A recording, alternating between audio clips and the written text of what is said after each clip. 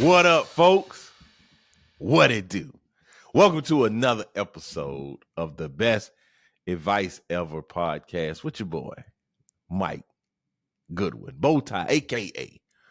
Bowtie Comedy. I need to talk about the a.k.a. Bowtie comedy part. However, as I was starting the intro, I really thought about, man, I missed the opportunity to wear my Santa hat. Wanted to wear my Santa hat. Don't get too many opportunities to wear it in an appropriate time and manner where you don't look out of place. This would have been a great time because this is the week of Christmas. Merry Christmas. I'm a Christian. I celebrate Christmas. Merry Christmas. Now, whatever you celebrate, get your celebration on. Whatever you subscribe to, keep subscribing. If you happy Hanukkah, if you are Merry Kwanzaa, if you are doing whatever it is that you're doing, keep doing your thing. But for me and my house, we over here rocking with Jesus and Christmas, right? Now, I typically start the podcast with it on the road, but I hadn't been on the road. I've been home. Interesting enough,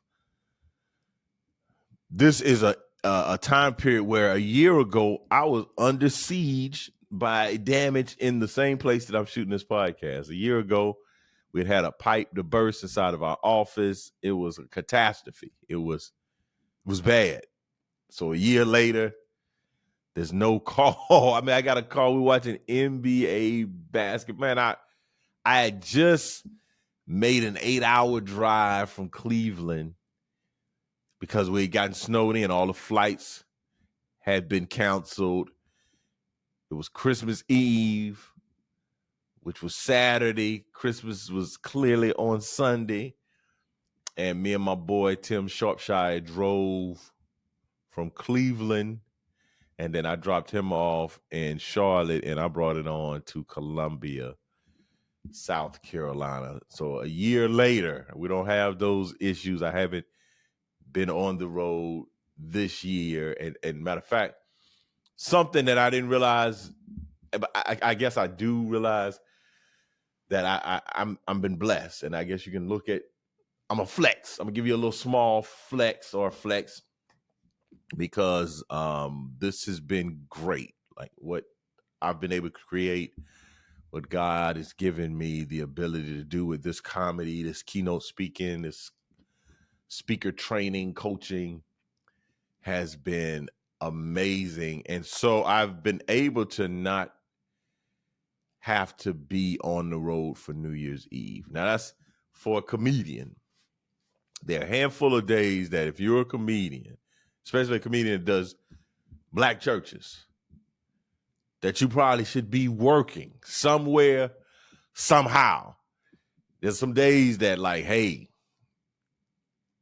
if you're a good comedian, one of those days, I think the biggest day is New Year's Eve service. Yeah, because in the African-American church tradition, or churches that have the majority of their membership that are melanated, something called Watch Night Service. Now, we have rebranded it, renamed it, called it New Year's Eve Celebration. It's Watch Night Service. Now, we can get into the details of what we were watching for, but the tradition of when people have a service going into the new year,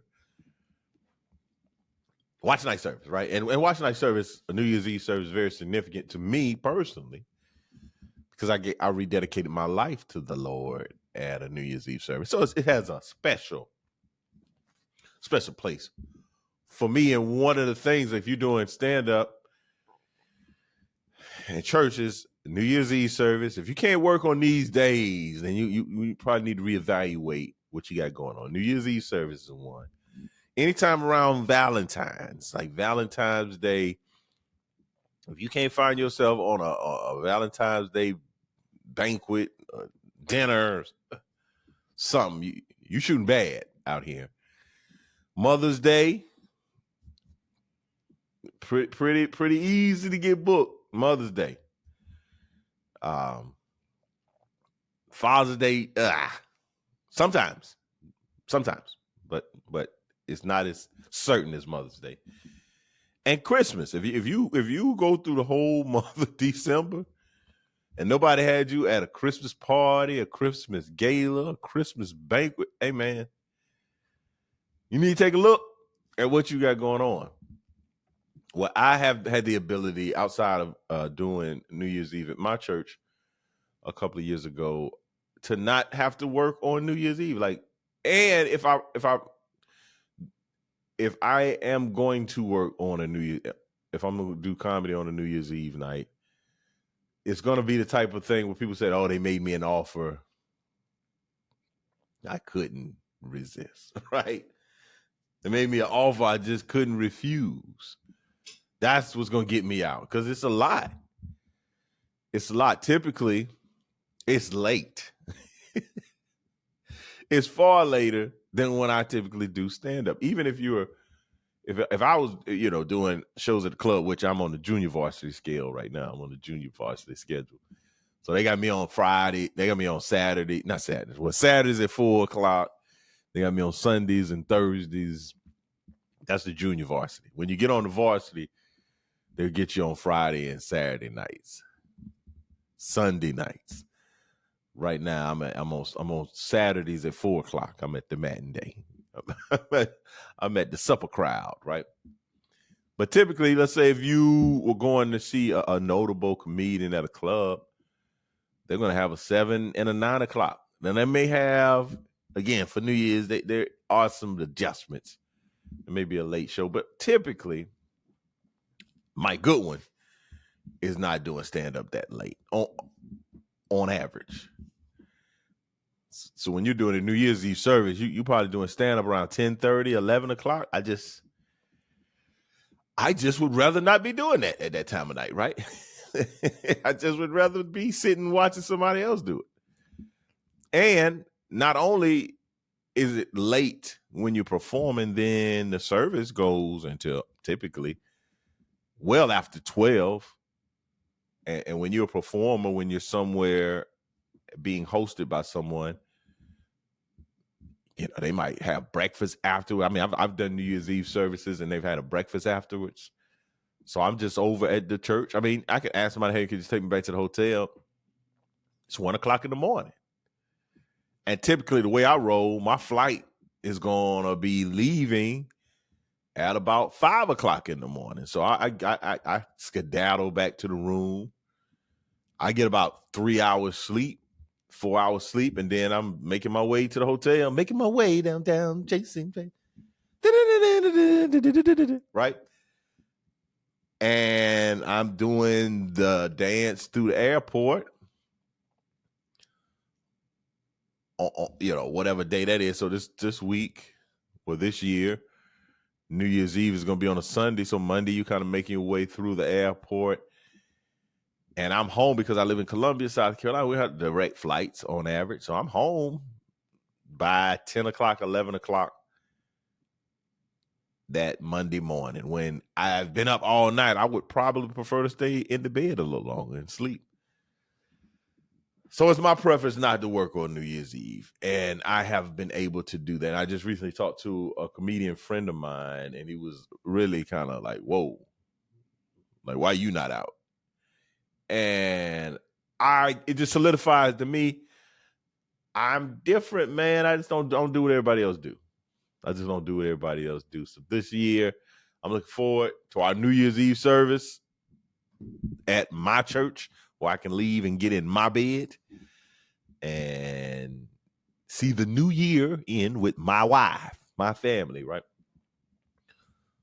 Also, I want to talk a little bit about this probate situation, because I've been on the road with that. I beseech you, my dear brother and sister, take care of your business affairs before you transition from this earth. If you have a favorite pair of socks, take a notebook, paper, and write, "Hey, I leave these socks to Johnny Earl," and go get it notarized, get it signed. Get number one, get a will. Like, get the legit stuff. Get your will, your state, your affairs in order. But if you don't do that, just get you a notebook and write the things that you have and who you want them to go to. And notary seems like a good legal document, but I may be incorrect. So y'all can correct me on how to create a legal document that's not necessarily a will. But man, I'm out here attending to the affairs of my father. My father did not attend to the affairs for himself, right? And I was talking to a friend of mine, and he had loss in his family. And I was like, the way it should happen is you a little sad, then you're a little glad. If somebody passed in your life, and I'm talking about that significantly close, like a parent, a grandparent, a spouse, someone that, has a direct connection to you, you should be a little sad. You're not a little sad. You should be grieving. You should be mourning. You should be sad. But then you should be glad at some point because they were diligent in their affairs and they were able to give you something monetarily. So this person was telling me that his grandmother passed, and then they sold the home, and the home sold for double the cost of what she bought it for.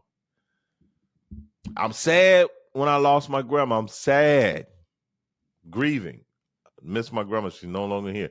I'm a little glad because now we got this significant check that we can split in thirds and halves, or however we do it, right? And I think that should be the case, right? You shouldn't be sad like me. I'm sad. I'm sad that I lost my father and that he's no longer with us. And now I'm sad that I'm taking care of affairs that he did not attend to. So people, take care of your business affairs. Add people to your bank accounts, your insurance account. Like,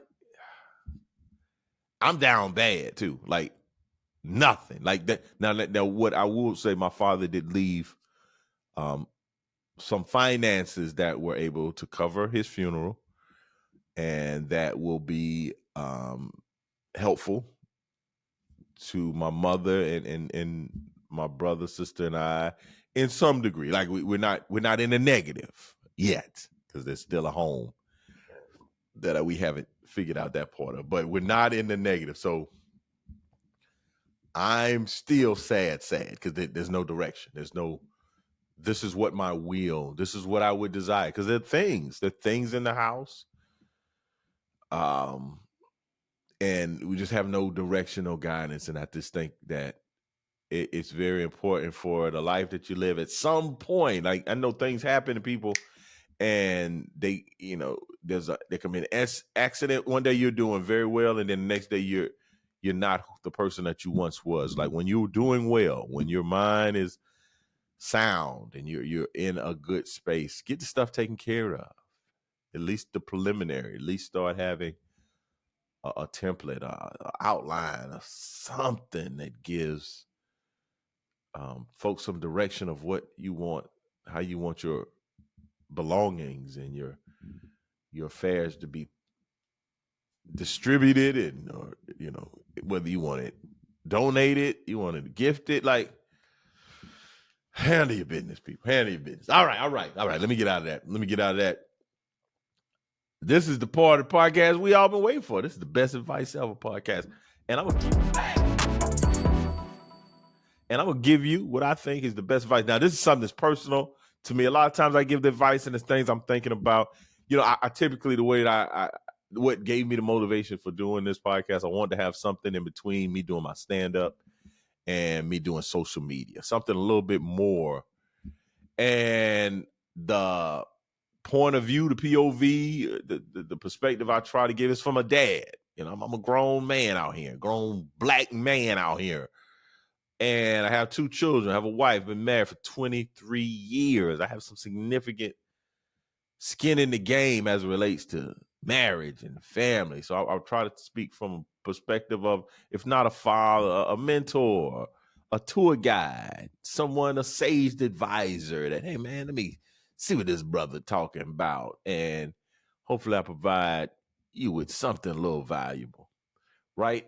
Well, this touches me personally because I just found this book. Somebody gave me a book for Christmas. Incredible book. And I'm not all the way clear on the title. So let me pull the title up because I don't want to be I don't want, because this book led me to another book. And I was like, oh, okay, this book was dope. And there was another book that I knew about, but I never read. So the book that I was gifted is 101 Essays That Will Change the Way You Think by Brianna West, right? So that book was like, yo, incredible. It really, I'm not very far into it. And it's already changing the way that I think, right? But one of the books that mentioned was the book called The Obstacle is the Way. The Obstacle is the Way, which I've seen the cover, and I've might even heard people talk about it.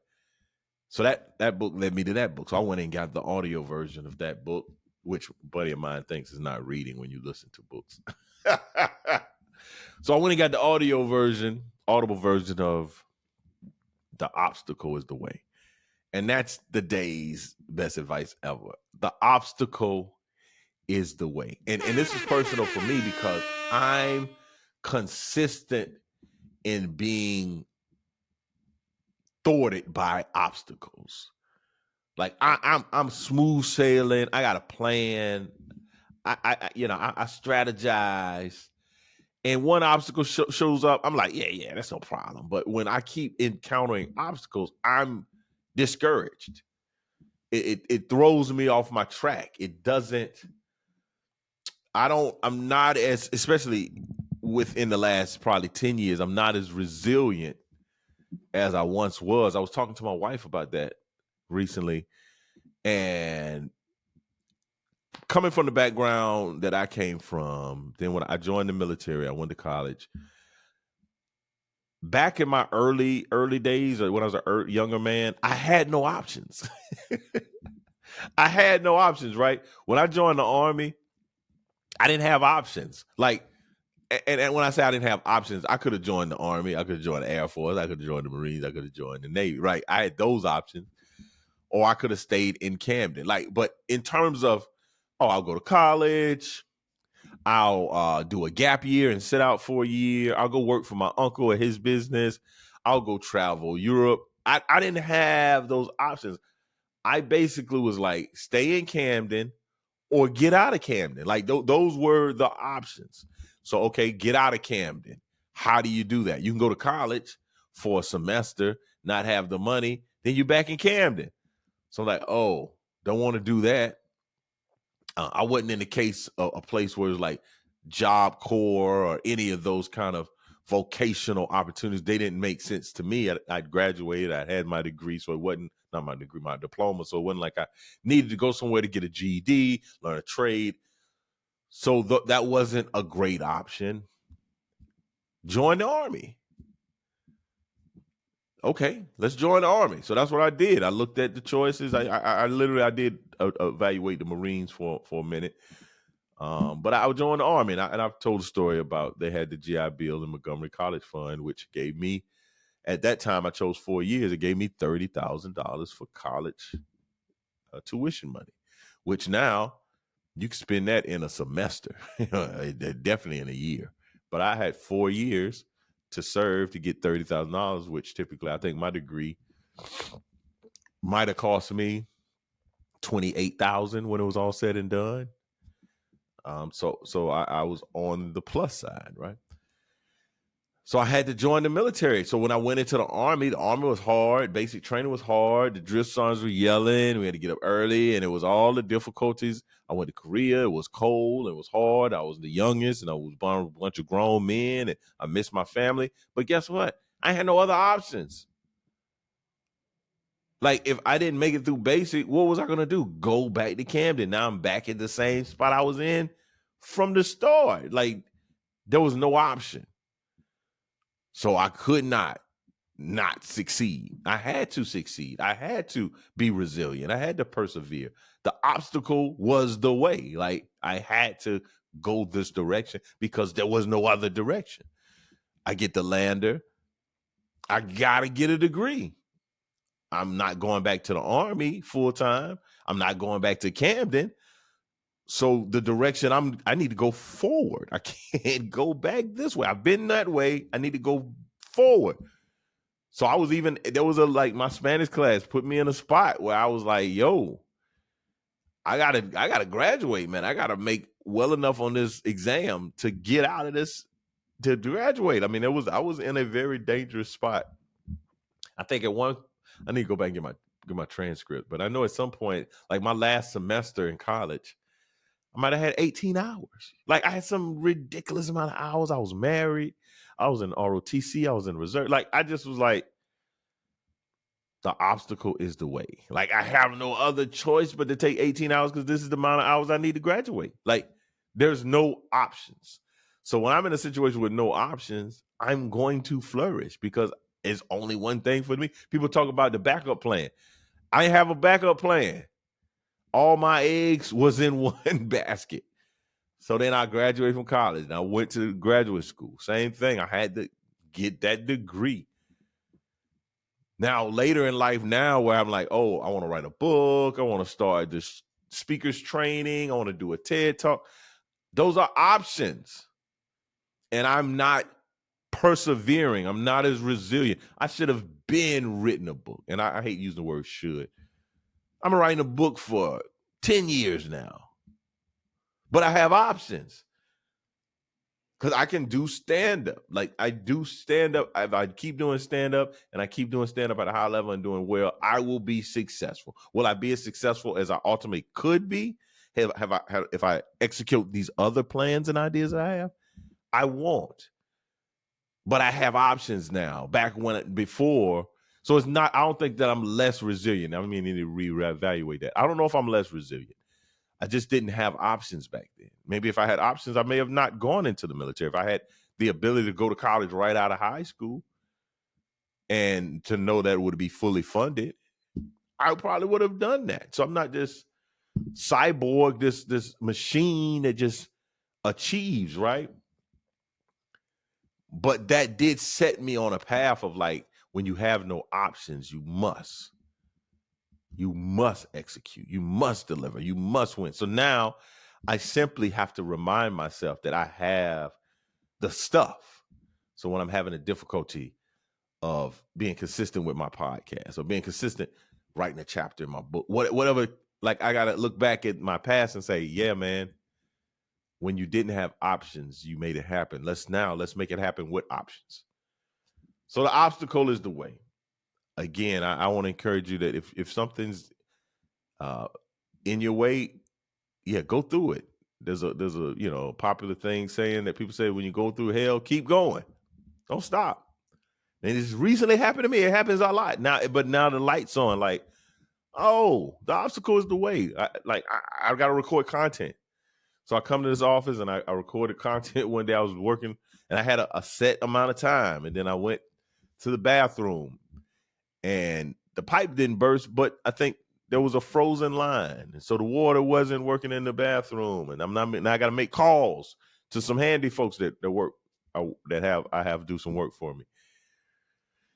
And it took away from the time that I should have been producing my content. I should have been producing the things that I started. But because I didn't give myself any cushion, I'm a little just frustrated. I'm a little upset. Same thing. This past year, I was cooking, man. From like May to September, I lost 20 something pounds, man. I was on my game. I was grooving, man. I was getting my body right. I was doing the things, eating a particular way. My pops died, put me in a little bit of a tailspin, 10 pounds back on, bam. Instead of saying, oh, this is very difficult, this is very challenging, don't use food as a comfort. Don't, revert back to poor behaviors and bad habits. The obstacle's the way. Life's gonna throw you some difficulty. Let's figure out how to stay on our track, on our path, on our routine when there's difficulty, when it's easy to not be on. So the obstacle is the way, and that I want to beseech you. I want to admonish. I want you to say that if you are like me, if you're a person like me, and things pop up and it knocks the wind out of your sails and gets you a little discouraged and you kind of slow down your pace, don't do it. Don't slow your pace down. Like, you're on the right path. The obstacle is the way. If something comes and hits you and knocks a little bit of wind out your sail, take a break, regather yourself, but say, oh, I must be getting to where I'm supposed to get, because it's getting harder. It's getting more difficult. Sometimes I have been of the opinion that when I got closer to things and it got harder, it was like, oh, maybe that's not what I should be doing. And that's not correct. So the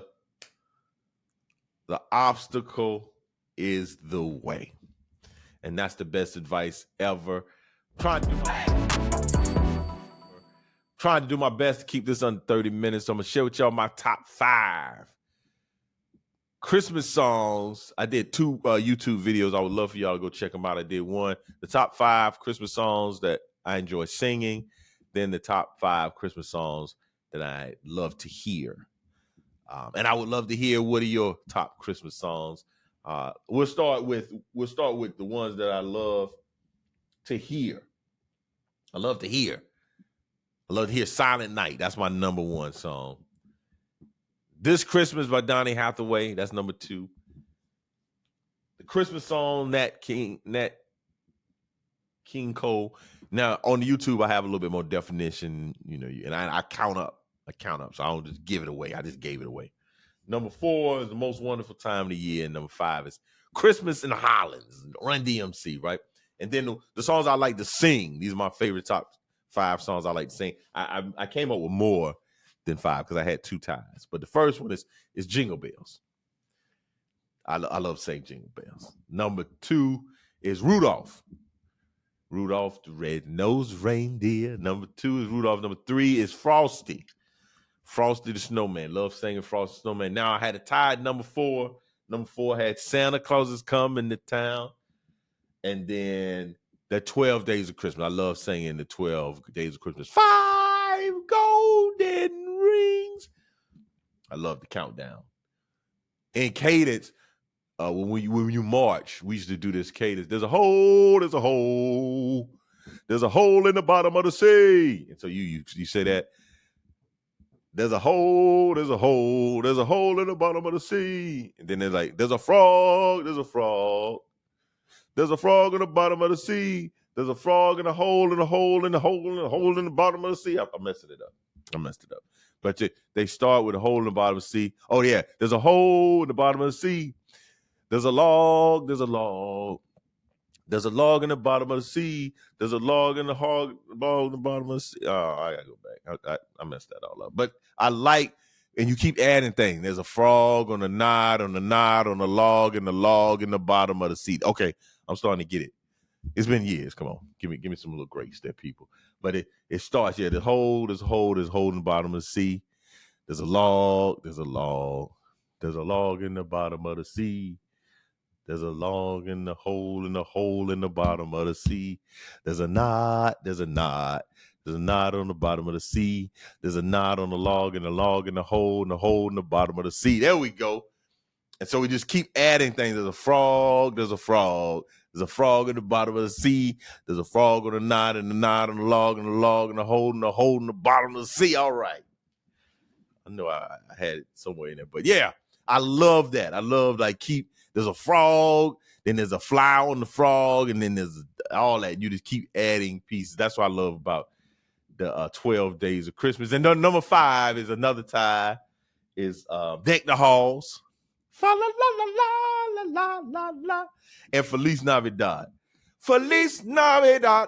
So those are my 5. I want to wish you a Merry Christmas. Those are my 5. So what are your top 5 songs to hear and top 5 songs to sing? Man, thank y'all again for checking in. This holiday edition of the Best Advice Ever podcast, man. I do all the things. Like, subscribe, tell people about it. Also, go to MikeGoodwin.com. The Big Dad Energy Tour will be starting back up in Tampa, Florida. January the 6th. It's one of those JV times. I'm a Saturday at 4 o'clock. It's the Tampa Improv or the Tampa Funny Bone. I think they're changing the name. I'll be in Kansas City in February. I'm coming to Marietta, Georgia. We have Nashville. Got Zanies on the list. Huntsville, which is stand up live. I'll be in Zany's in Chicago. It's going down, people. The Big Dad Energy Tour, man. Thank y'all so much for riding with me, and I'll see you next week. Same bat channel, same bat place. You could be anywhere in the world, but you're here with me, and I appreciate it. Peace.